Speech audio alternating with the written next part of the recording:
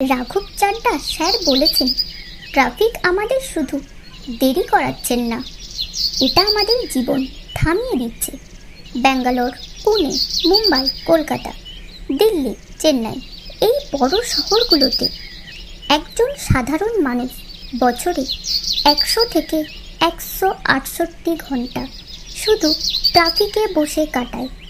কাজ নয়, উৎপাদন নয়, শুধু সময় নষ্ট।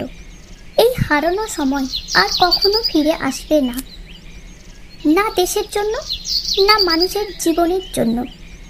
প্রতিটা ঘন্টা মানে উৎপাদনশীলতা কমে যাওয়া, জ্বালানির অপচয়, বায়ু দূষণ বাড়া আর জীবনের মান খারাপ হওয়া।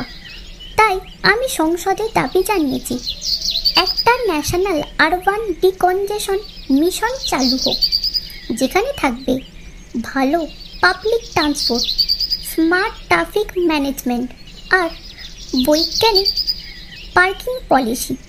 আমরা ট্রাফিকে আটকে নেই, আমরা ট্রাফিকের কারণেই আটকে আছি। আর যদি ইন্ডিয়াকে ফার্স্ট লেনে নিতে হয়, তাহলে আমাদের শহরগুলোকে আগে চলতে শিখতে হবে।